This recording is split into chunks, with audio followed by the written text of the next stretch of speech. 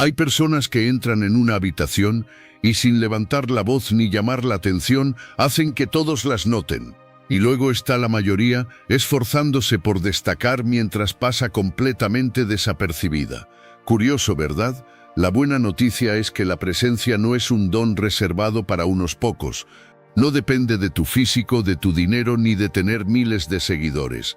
Depende de hábitos simples que proyectan seguridad, respeto y confianza de forma inmediata. Y aquí es donde la filosofía estoica tiene mucho que enseñarte. En este vídeo vas a descubrir 10 hábitos capaces de transformar tu presencia casi al instante. Algunos te parecerán evidentes, pero probablemente no los estés aplicando. Otros pueden cambiar por completo la forma en que los demás te perciben. Y quédate hasta el final, porque el último hábito es el más ignorado de todos y sin embargo suele marcar la diferencia entre ser recordado o pasar desapercibido. Pero antes de comenzar, si encuentras útiles estos vídeos, te animo a suscribirte y activar las notificaciones para mantenerte informado sobre las últimas novedades. Comenzamos. Capítulo 1.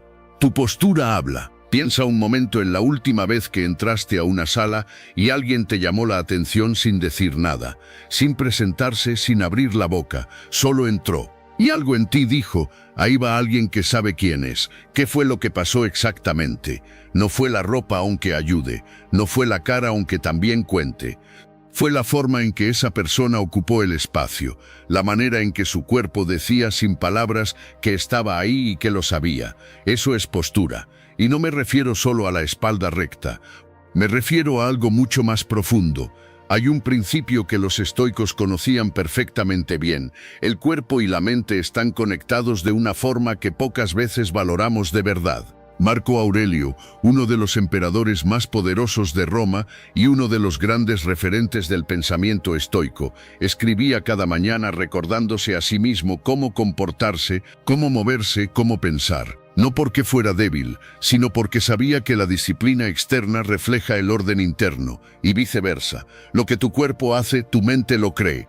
Prueba esto ahora mismo si puedes, encórvate. Mete los hombros hacia adentro, baja la cabeza, aguanta así 10 segundos. ¿Cómo te sientes? Pequeño, ¿verdad? Un poco derrotado, como si el mundo fuera demasiado grande para ti. Ahora haz lo contrario, estira la espalda, saca el pecho solo un poco sin exagerar, pon los hombros hacia atrás, respira hondo, 10 segundos así. ¿Notas la diferencia? Claro que la notas, porque no eres el mismo en una posición que en la otra, y la gente que te rodea tampoco te ve igual. Tu cuerpo es el primer mensaje que mandas al mundo cada vez que apareces y lo mandas antes de decir una sola palabra. Ahora bien, no te estoy pidiendo que vayas por la vida como si fueras un soldado en desfile. Eso tampoco funciona. Una postura rígida, forzada, tensa, genera incomodidad en los demás. Lo que buscamos es algo diferente, relajación consciente. Espalda erguida, hombros relajados, mandíbula sin apretar, como alguien que está cómodo en su propio cuerpo. Los gestos también importan, mucho más de lo que crees. Una persona que gesticula de forma abierta, con las palmas a la vista, transmite confianza y honestidad. Una persona que se cruza de brazos, esconde las manos o se toca la cara constantemente, está mandando señales de cierre, de defensa, de inseguridad. No lo hace a propósito, claro, pero el efecto está ahí y la gente lo recibe sin necesidad de analizarlo. ¿Y cómo caminas? Esto suena ridículo, lo sé, pero piénsalo. Hay personas que caminan como si les molestara llegar a algún sitio, lentas, arrastradas, como si cada paso fuera una carga. Y hay personas que caminan con propósito, no corren, no se apresuran, pero tienen dirección, tienen intención, y eso se nota desde lejos, antes incluso de que puedas ver su cara con claridad. La próxima vez que camines hacia algún sitio, cualquier sitio, prueba esto. Imagina que sabes exactamente a dónde vas y por qué. Eso solo, sin cambiar nada más, transforma completamente cómo te perciben. Es una diferencia sutil pero poderosa, como la diferencia entre un barco que navega con rumbo y uno que deriva. ¿Significa esto que si corriges tu postura te van a aplaudir? No. La vida no funciona con aplausos inmediatos, pero sí significa que empiezas a construir algo.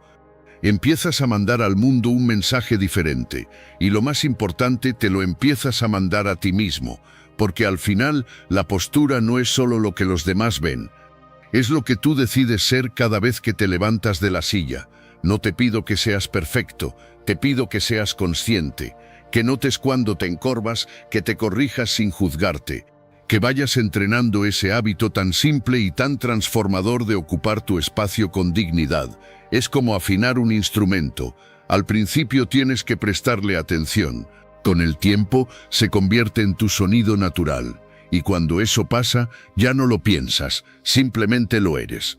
La postura es la base de todo lo demás. Si este es el único hábito que trabajas de los 10 que vamos a ver hoy, ya habrás cambiado algo importante. Pero si añades lo que viene a continuación, el efecto se multiplica de una forma que todavía va a sorprenderte. El que domina su cuerpo empieza a dominar su destino. Y hablando de mandar mensajes, resulta que hay uno que va directo al alma de quien tienes delante. No necesitas palabras para eso tampoco, solo necesitas saber mirar. Y eso, curiosamente, es lo que nadie te enseña. Vamos a por ello. Capítulo 2. Mira como un líder. Hay algo que separa a las personas que generan presencia de las que pasan desapercibidas y no es lo que piensas. No es la altura, no es la voz, no es el traje o el perfume, es la mirada. Piensa en las personas que más admiras, las que recuerdas después de una conversación, las que hacen que te sientas, aunque solo sea por un momento, como la persona más importante de la sala. ¿Qué tienen en común? Que cuando hablan contigo te miran, de verdad.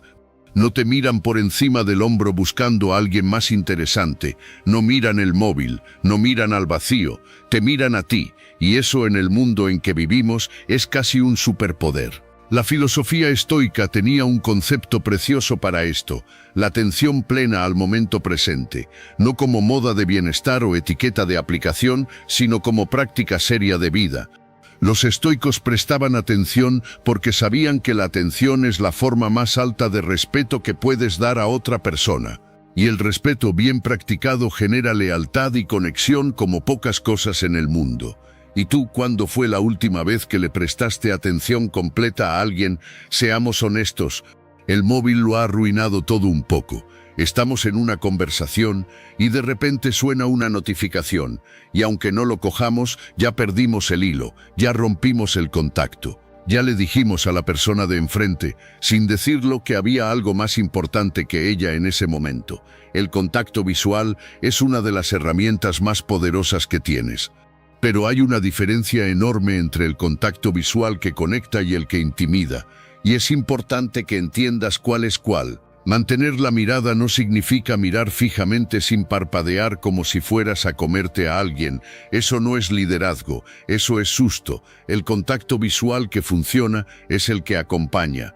El que dice que estás escuchando, el que se rompe de vez en cuando de forma natural, que vuelve con interés genuino, que se mueve con la conversación como si fuera un baile tranquilo. La regla práctica es sencilla. Mantén el contacto visual el tiempo suficiente para recordar el color de los ojos de la persona. Solo eso. Si lo recuerdas, es que estuviste presente. Si no, es que en algún momento te fuiste. Y luego está la mirada cuando no estás hablando, cuando escuchas. Porque hay personas que escuchan con los oídos pero miran al suelo, o miran al techo, o miran al infinito. Y hay personas que escuchan con todo el cuerpo, incluida la mirada. Y esa diferencia la siente el otro, siempre. Proyectar seguridad con la mirada no es actuar, no es un truco de manual de ventas. Es el resultado de saber dónde estás, quién eres y qué quieres. Cuando tienes eso claro, la mirada se asienta sola, no necesita esfuerzo. La seguridad verdadera no se fuerza, se nota. El problema es que muchos vamos por la vida con la mirada evasiva, no porque seamos cobardes, sino porque no nos han enseñado a estar presentes. Miramos de reojo, miramos deprisa, miramos sin ver, y la gente lo nota, aunque no sepa exactamente qué es lo que nota. Hay también un aspecto de la mirada que pocos consideran, lo que transmites con ella cuando escuchas en grupo. Cuando alguien habla en una reunión y todos miran hacia otro lado, hacia sus notas o hacia la mesa, pero tú miras al que habla, esa persona lo percibe. y automáticamente siente que hay alguien en la sala que la apoya. Eso genera un vínculo silencioso que tiene un valor enorme. Así que el ejercicio de esta semana es simple. En la próxima conversación que tengas, pon el móvil boca abajo o en el bolsillo y mira a la persona con interés real. No finjas interés, busca algo genuinamente interesante en lo que dice, porque siempre hay algo, aunque haya que buscarlo un poco. Verás que la conversación cambia, verás que la persona responde diferente. Se abre más, habla más, se siente más cómoda, porque todos en el fondo queremos lo mismo, que alguien nos vea de verdad, no que nos escanee, no que nos evalúe, que nos vea, y cuando eso ocurre, algo se abre entre dos personas, algo que ninguna técnica de comunicación del mundo puede fabricar. Los ojos que saben mirar no necesitan palabras para decirlo todo, pero claro, en algún momento sí toca abrir la boca, y cuando lo haces, lo que sale y cómo sale marca una diferencia brutal. Porque no es solo lo que dices, es cómo lo dices, y de eso va lo que viene ahora. Capítulo 3. Habla y te escucharán. Existe una persona que conoces, estoy casi seguro, que cuando habla, la gente se calla. No porque sea más lista, no porque sea más guapa, no porque hable más alto, sino porque cuando abre la boca, algo en su voz hace que quieras escuchar. ¿Qué tiene esa persona que no tienen los demás? No es un don de nacimiento, aunque a veces lo parezca, es un conjunto de hábitos, y los hábitos se aprenden. La filosofía estoica tenía algo muy claro sobre esto: las palabras son acción. Hablar bien no era vanidad para los estoicos, era responsabilidad, porque lo que dices y cómo lo dices tiene consecuencias reales en el mundo. Las palabras construyen o destruyen, convencen o alejan, generan confianza o la disuelven. Son en cierta medida el instrumento más poderoso que tienes. Empecemos por lo más básico, que es también lo más ignorado: la velocidad. La mayoría de las personas hablan demasiado rápido cuando están nerviosas. Y el nerviosismo, aunque no lo sientas así desde dentro, lo percibe el otro con una precisión asombrosa. Una voz acelerada transmite prisa, inseguridad, ansiedad, como si lo que dices fuera a caducar antes de que termines la frase. Hablar despacio, en cambio, es como dar un paseo por un camino que conoces bien. Transmite que tienes tiempo, que lo que dices merece ser escuchado, que no te da miedo el silencio entre las palabras. Prueba esto: la próxima vez que expliques algo importante, reduce tu velocidad habitual un 20%, solo un 20%. No vayas tan lento que parezcas aburrido, pero sí lo suficiente para que cada palabra aterrice donde tiene que aterrizar. Verás que la gente presta más atención, verás que tus palabras pesan más. Luego están las muletillas. Las muletillas, esas pequeñas palabras que metemos entre frases porque el silencio nos da miedo. O sea, básicamente la verdad es que el bueno. Cada uno tiene las suyas.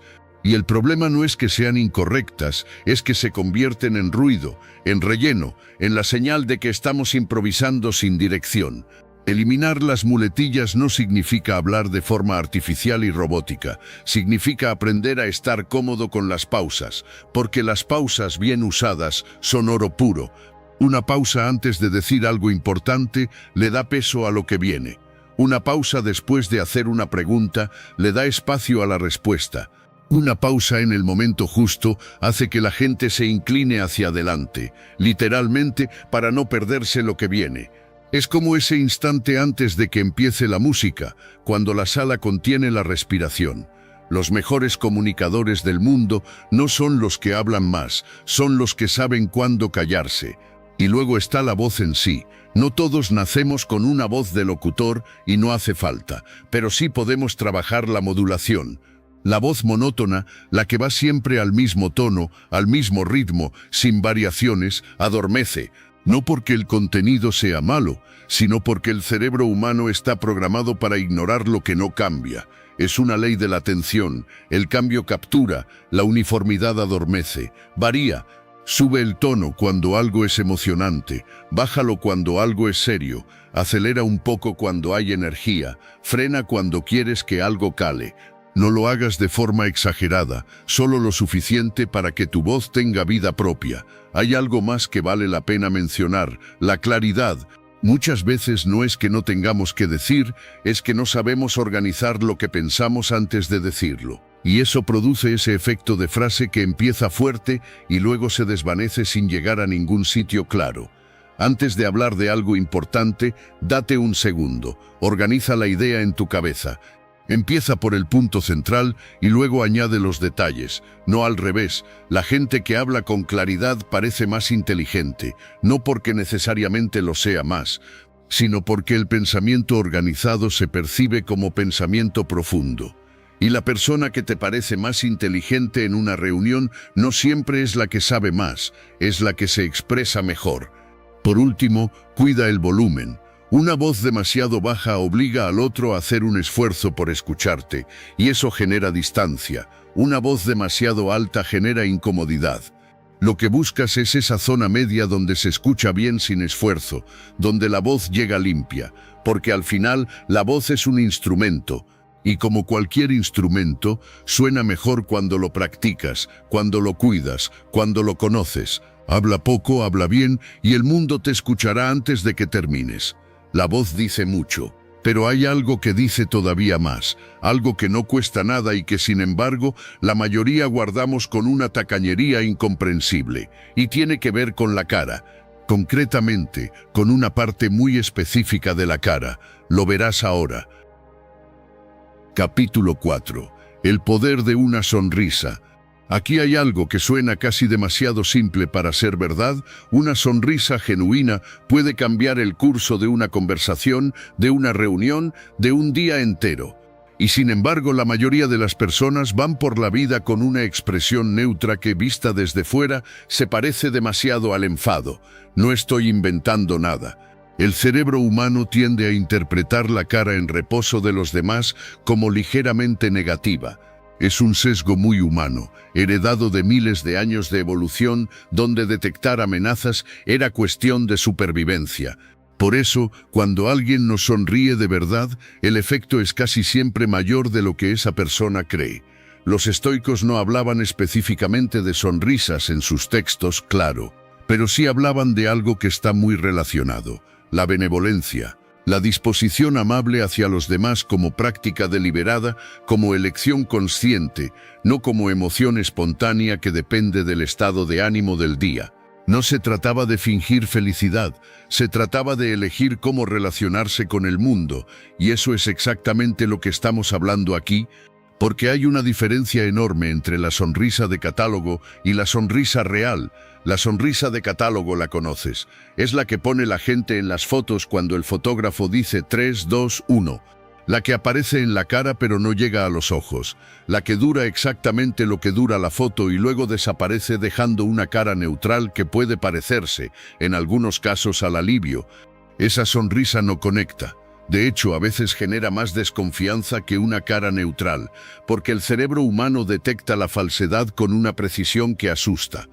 Hay músculos en la cara que solo se activan con las emociones reales, y el inconsciente de la otra persona lo sabe, aunque la persona no pueda explicarte por qué no se fía. La sonrisa real, en cambio, hace algo diferente, involucra los ojos, aparece un poco más despacio. Tiene esa leve asimetría natural que distingue lo genuino de lo fabricado, y contagia, porque la sonrisa es uno de los gestos más contagiosos que existen en la comunicación humana. Cuando alguien te sonríe de verdad, te cuesta físicamente no devolvérsela. Piensa en la última vez que alguien te saludó con una expresión genuinamente cálida. ¿Cómo te sentiste? Probablemente un poco más ligero, un poco más bienvenido, un poco más dispuesto a confiar en esa persona. Ese es el efecto que tú puedes generar en los demás, con algo tan simple como esto. Ahora bien, no te estoy diciendo que vayas sonriendo como un anuncio de dentífrico a todas horas. Eso también genera extrañeza y a veces hasta sospecha. Me refiero a algo más sutil, la predisposición amable, el gesto de bienvenida cuando alguien se acerca, el saludo que dice que me alegra que estés aquí antes de que el otro hable, la calidez que precede a las palabras. Generar cercanía de forma natural no se improvisa, se cultiva. Es el resultado de decidir conscientemente que vas a estar abierto a las personas que te rodean. No a todas de la misma manera, claro, pero sí con esa base de calidez que hace que la gente quiera acercarse en lugar de alejarse. La buena energía que transmites no es un accidente, es una elección. Y la sonrisa es la puerta de entrada. Pero es importante entender que la sonrisa genuina no se practica frente a un espejo haciendo muecas. Se practica cultivando un estado interior desde el que tiene sentido sonreír, cuando encuentras algo genuino que te alegra en lo cotidiano, cuando agradeces lo que tienes, cuando te relacionas con los demás desde un lugar de apertura y no de juicio, la sonrisa aparece sola. No tienes que fabricarla. Así que el trabajo no es aprender a sonreír, es trabajar en aquello que hace que tengas razones reales para hacerlo. Y eso, aunque parezca más complicado, es mucho más sostenible. Una sonrisa que viene del alma llega más lejos que 1000 palabras bien elegidas.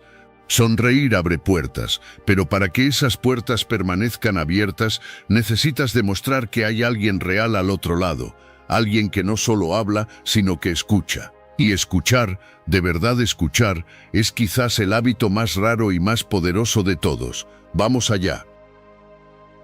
Capítulo 5. Escucha de verdad. Te voy a decir algo que igual te incomoda un poco. La mayoría de las personas no escuchan, esperan. Esperan a que el otro termine de hablar para poder decir lo que ya tienen preparado. Están físicamente presentes en la conversación, sí, pero mentalmente ya están formulando su respuesta, su ejemplo, su historia, su réplica ingeniosa. Y la otra persona lo nota, aunque no lo diga. Lo nota porque la escucha real tiene una textura diferente, un ritmo diferente, una calidad que se percibe aunque no se pueda explicar con exactitud. Es como la diferencia entre alguien que te mira mientras espera que termines y alguien que te mira porque de verdad quiere saber lo que vas a decir. Los estoicos practicaban algo que llamaban prosoche, que vendría a ser algo así como atención plena al momento presente y a uno mismo, pero también al otro. Epicteto, que empezó su vida como esclavo y terminó siendo uno de los filósofos más influyentes de la antigüedad, tenía claro que la arrogancia de quien no escucha es una forma de ignorancia, y que quien escucha bien siempre aprende algo. Siempre, escuchar bien es una de las formas más elevadas de respeto que puedes ofrecer a otra persona. Y también es una de las herramientas más eficaces para generar presencia, influencia y confianza. ¿Por qué? Porque todos necesitamos ser escuchados. Es una necesidad humana básica, casi tan fundamental como comer o dormir. Cuando alguien nos escucha de verdad, se activa algo en nosotros, una sensación de valor, de importancia, de conexión, y asociamos esa sensación con la persona que nos la genera. ¿Quieres que la gente te recuerde bien? Escúchala bien, así de directo. El primer paso es dejar que terminen. Suena elemental, ¿verdad? Y sin embargo, ¿cuántas veces hemos interrumpido una frase porque ya sabíamos cómo iba a terminar? O al menos creíamos saberlo. ¿Cuántas veces hemos adelantado la respuesta cuando la otra persona todavía tenía algo importante que decir? Deja que terminen, siempre, aunque ya sepas lo que van a decir, porque a veces te equivocas, y además, aunque no te equivoques, el gesto de esperar ya vale por sí solo. El segundo paso es prestar atención a los detalles. No solo a lo que se dice, sino a cómo se dice. El tono, la velocidad, las palabras que alguien elige, lo que evita decir. Ahí está la información real. Ahí está lo que la persona de verdad quiere comunicar, muchas veces sin saberlo ella misma. La escucha profunda no solo procesa palabras, lee entre líneas.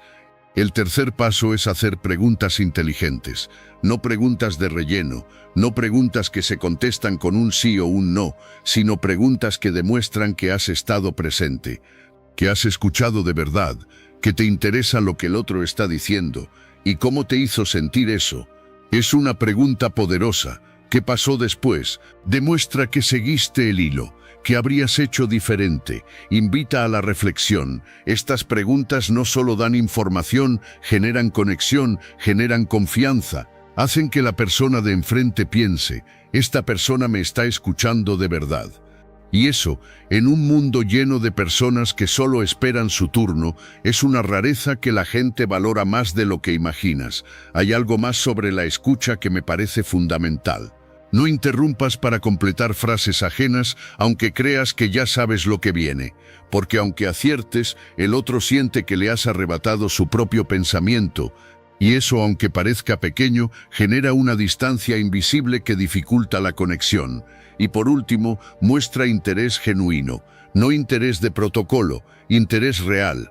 Porque la gente que te rodea, aunque sea en conversaciones cotidianas, tiene cosas que decir que merecen ser escuchadas. Nadie es tan aburrido como para no tener nada interesante que contar. A veces hay que buscar un poco, pero cuando encuentras ese hilo y tiras de él, la conversación se transforma. Escucha hasta el final, siempre hasta el final. Quien sabe escuchar no necesita hablar mucho para ser el más sabio de la sala. Ya sabes escuchar, ya sabes mirar, ya sabes hablar, pero hay algo que está comunicando todo eso antes de que hagas cualquiera de las tres cosas. Algo que la gente ve antes de que abras la boca, antes de que levantes los ojos, antes de que des un solo paso. Es tu imagen, y tiene más poder del que probablemente le estás dando. Sigue aquí. Capítulo 6. Tu imagen importa. Antes de que digas nada, tu imagen ya habló. Lo sé, suena superficial. No me juzgues por cómo voy vestido, sino por cómo soy por dentro. Perfecto. En un mundo ideal funcionaría así, pero en el mundo real la imagen es el primer dato que el cerebro procesa cuando te ve por primera vez, y ese primer procesamiento ocurre en milisegundos, antes de que puedas demostrar absolutamente nada. No estoy diciéndote que la apariencia lo es todo, te estoy diciendo que es lo primero, y que lo primero importa más de lo que nos gusta admitir. Los filósofos estoicos tenían una postura interesante sobre esto. No eran indiferentes a la apariencia personal, pero tampoco eran esclavos de ella. Buscaban lo que podríamos llamar coherencia, que el exterior reflejara el interior, que la forma en que te presentabas al mundo fuera un reflejo honesto de quién eras y de lo que valorabas. Eso es exactamente lo que te estoy proponiendo. No se trata de gastar una fortuna en ropa, no se trata de seguir tendencias que no van contigo. Se trata de tres cosas mucho más simples y mucho más profundas. Lo primero es el cuidado. Una prenda básica limpia, en buen estado, sin arrugas, dice algo muy concreto sobre la persona que la lleva, que se respeta, que se toma en serio, que los detalles le importan. Y las personas que cuidan los detalles en su imagen suelen cuidarlos también en todo lo demás. No siempre, claro. Pero la correlación existe y el inconsciente de quien te ve la registra automáticamente. Lo segundo es la adecuación. Vestir acorde a cada situación no es rendirse a las convenciones sociales. Es inteligencia situacional. Es saber leer el contexto y elegir cómo quieres aparecer en él. La misma persona puede ir en tejano y camiseta el domingo con sus amigos y con una chaqueta bien puesta a una reunión de trabajo. No es inconsistencia, es habilidad. Lo tercero, y esto es lo que la mayoría ignora, es la atención a los pequeños detalles. Los zapatos, las uñas, el pelo, el aroma. Esas cosas que parecen menores pero que la gente nota, aunque no sepa exactamente qué es lo que notó. Un zapato cuidado dice algo distinto que uno descuidado. Un aroma fresco y discreto abre conversaciones. Un pelo arreglado de forma simple transmite orden. Existe algo que se conoce como el efecto halo. Es un sesgo cognitivo bien documentado que dice que cuando percibimos un rasgo positivo en alguien, tendemos a atribuirle otros rasgos positivos también. Si alguien va impecable, tendemos a asumir que es competente, confiable, organizado. No es justo, no es racional, pero es real. Y tu imagen puede trabajar a tu favor o en tu contra. La diferencia está en si le prestas atención o no. Lo más importante, y esto es lo que no quiero que pierdas, es que tu imagen sea coherente con tu personalidad. Que te sientas tú mismo en lo que llevas, porque la ropa que usas con incomodidad se nota. La persona que va disfrazada de algo que no es, se nota. Y no hay nada más poderoso que alguien que refleja su personalidad con coherencia y sin disculpas. Sé tú, pero sé la mejor versión de ti, que no es lo mismo que ser otro. La apariencia no es vanidad cuando refleja el respeto que te tienes a ti mismo. Tu imagen habla, tu postura habla, tu mirada habla, Pero hay algo que no se ve, que no tiene forma ni color y que sin embargo es lo primero que la gente siente cuando entras a un lugar. Se llama energía y es lo que viene a continuación. Capítulo 7. Energía que se nota. Hay personas que entran a un lugar y lo llenan, y hay personas que entran a un lugar y lo vacían. ¿Conoces ambos tipos? Claro que sí. Todos los conocemos. Los primeros son esos a los que buscas en las reuniones, a los que te alegra ver aparecer, los que hacen que una tarde aburrida se vuelva algo memorable, los que sin hacer nada extraordinario hacen que todo sea un poco mejor solo con estar. Los segundos son los que drenan, los que convierten cualquier conversación en una queja, los que siempre tienen un problema mayor que el tuyo, una razón para que las cosas no funcionen, un sí, pero para cada posibilidad que se presenta. Y la pregunta que nadie quiere hacerse en voz alta es, ¿cuál de los dos eres tú? La filosofía estoica tiene una respuesta muy directa para esto. Los estoicos distinguían entre lo que depende de nosotros y lo que no. Las circunstancias externas, en gran medida, no dependen de nosotros. El tráfico, el tiempo que hace lo que hace el jefe, lo que dice la gente. Pero nuestra respuesta a esas circunstancias sí depende de nosotros, siempre, sin excepción. Y la energía es una respuesta, una elección que hacemos, consciente o inconscientemente, cada día. Mantener una actitud positiva no significa ignorar los problemas. No significa sonreír cuando algo duele o fingir que todo va bien cuando no va bien. Significa elegir dónde pones el foco, porque el foco amplifica, lo que miras crece. Si te concentras en los problemas crecen. Si te concentras en las posibilidades crecen. No es magia, es mecánica mental básica. Las quejas son el gran veneno de la energía personal. Y esto es importante. Quejarse no es necesariamente malo en sí mismo. A veces nombrar lo que está mal es el primer paso para arreglarlo. El problema es cuando las quejas dejan de ser diagnóstico y se convierten en hábito. Cuando la queja ya no busca solución, sino compañía en el malestar, y la gente lo detecta rápido. Hay un filtro natural en los seres humanos que nos alerta cuando estamos cerca de alguien que va a consumirnos energía. Y huimos, aunque sea de forma educada y discreta. El entusiasmo, en cambio, es contagioso, como la sonrisa, como el bostezar. Cuando alguien habla de algo con genuino entusiasmo, es difícil no dejarse llevar un poco, aunque el tema no sea el que más te apasiona, porque lo que contagia el entusiasmo no es el tema, es la energía que hay detrás. No estoy hablando de fingir entusiasmo, estoy hablando de encontrarlo, de buscarlo activamente en lo que haces, porque hay algo interesante en casi cualquier cosa, si te permites buscarlo. Y luego está el tema del enfoque en soluciones. Cuando surge un problema, hay dos tipos de personas, las que inmediatamente empiezan a buscar culpables o a lamentarse de la situación, y las que, reconociendo el problema con claridad y sin dramatismo, rápidamente se preguntan, ¿y ahora qué hacemos? Las segundas generan una energía completamente diferente a su alrededor. Se convierten en recursos, en personas a las que se acude cuando las cosas se complican, y eso tiene un valor incalculable, tanto en lo personal como en lo profesional. Tu energía no depende de cómo va el día, depende de cómo decides vivirlo. Y esa decisión la puedes tomar cada mañana, antes de que empiece nada. La energía que das al mundo es el espejo más honesto de lo que eres por dentro, pero hay una última dimensión de la energía que muy poca gente domina, y es, paradójicamente, la que tiene más poder. No es hacer más, no es hablar más, es saber cuándo hacer silencio, cuándo parar, cuándo dejar que el vacío haga su trabajo. De eso va el siguiente capítulo. Capítulo 8. Domina el silencio. El silencio le incomoda a casi todo el mundo, y eso es exactamente por qué dominarlo te da una ventaja que pocas cosas pueden igualar. Vivimos en una época donde el ruido es constante.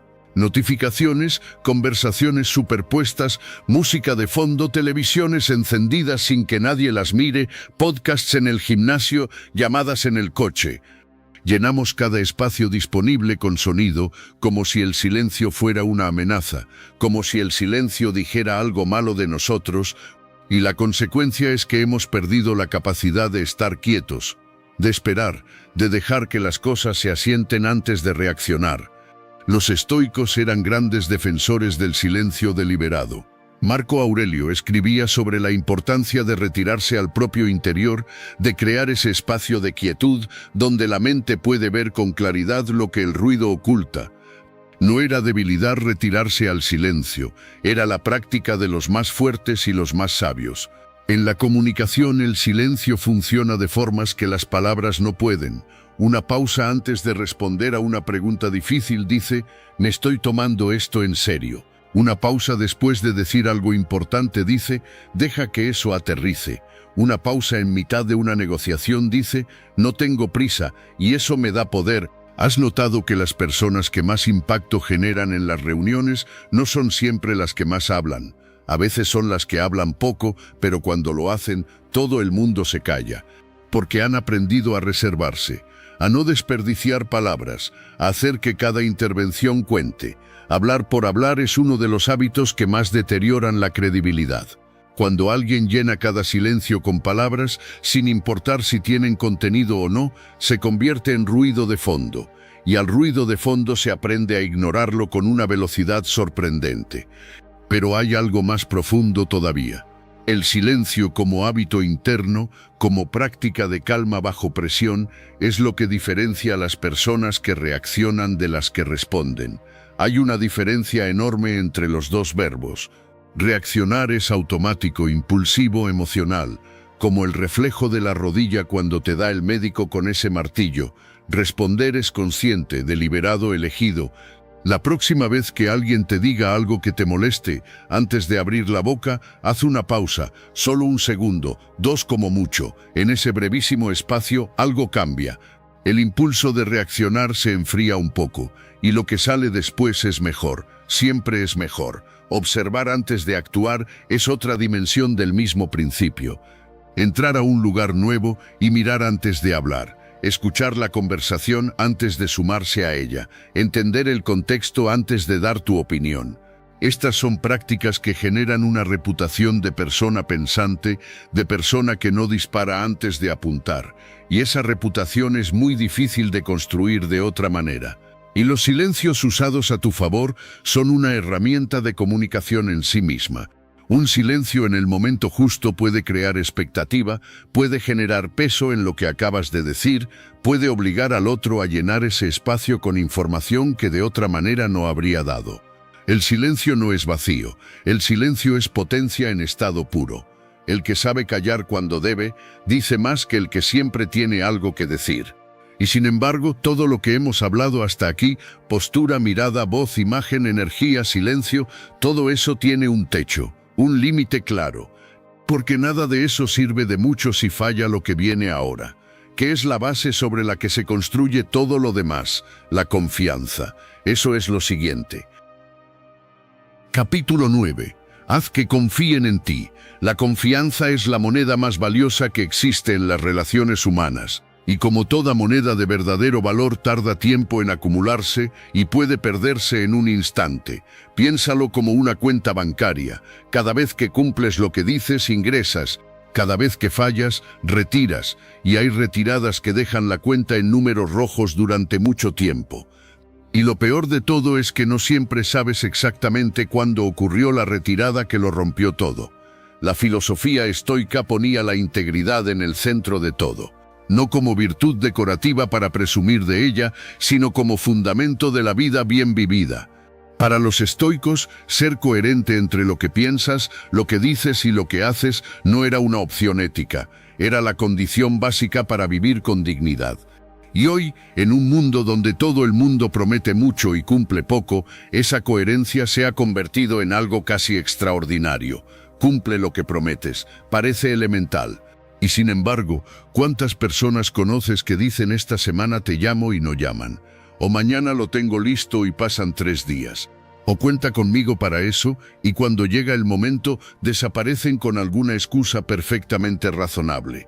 Cada vez que eso ocurre, aunque sea en cosas pequeñas, la confianza se erosiona. silenciosamente, sin drama, pero de forma irreversible. La buena noticia es que el proceso contrario también funciona con la misma eficacia. Cada promesa cumplida, aunque sea pequeña, construye. Cada dije que lo haría y lo hice suma.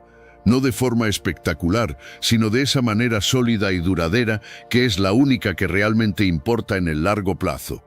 Aquí hay un consejo práctico: promete menos y cumple más.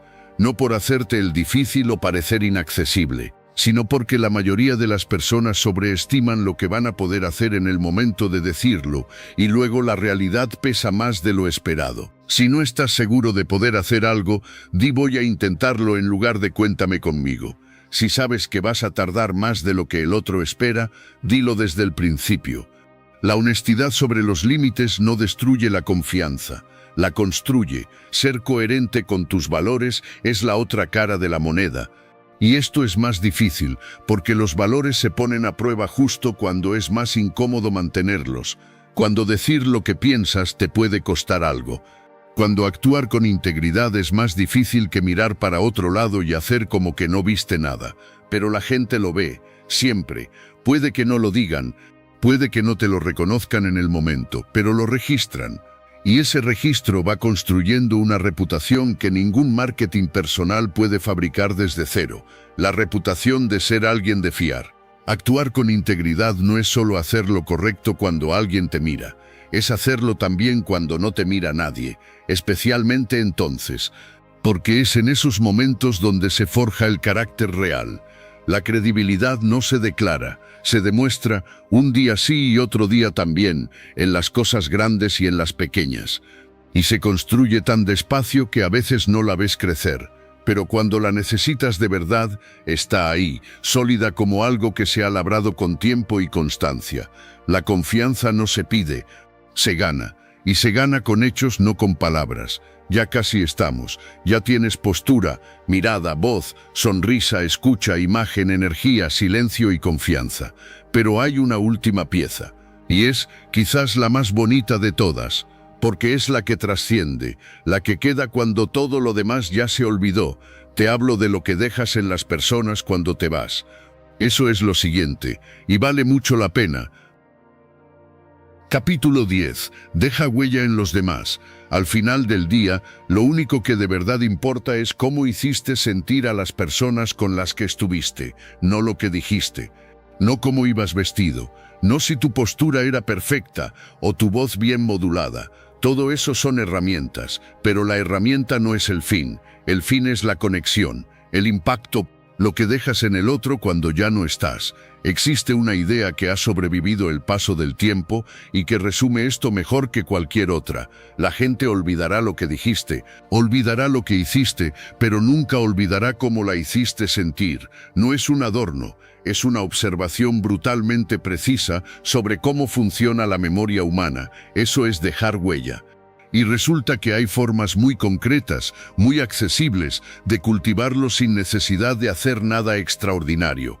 La primera es recordar nombres y detalles. La filosofía estoica hablaba de ver a cada persona como un ser humano completo, con su historia, sus luchas, sus alegrías, no como un personaje secundario de tu propia historia. Cuando recuerdas el nombre de alguien, cuando recuerdas lo que te contó la última vez que hablasteis, cuando preguntas por ese proyecto que mencionó de pasada hace 3 semanas, le estás diciendo algo sin palabras. Para mí, tú importas. Y eso es extraordinariamente raro. Porque la mayoría estamos tan metidos en nuestras propias vidas que olvidamos los detalles de la vida de los demás casi en el momento en que los escuchamos. Sé el que no olvida. La diferencia que genera es enorme. La segunda es hacer sentir valoradas a las personas. Esto no requiere grandes gestos, requiere atención. Requiere un esto que hiciste estuvo muy bien dicho con sinceridad. Un me acordé de ti cuando vi esto. Un gracias de verdad, me ayudaste más de lo que crees. La mayoría de la gente camina por la vida sin recibir suficiente reconocimiento genuino. No porque no lo merezcan, sino porque todos estamos tan ocupados en nuestras propias cosas que olvidamos mirar a los lados y ver lo que los demás están haciendo bien. Sé la persona que mira a los lados.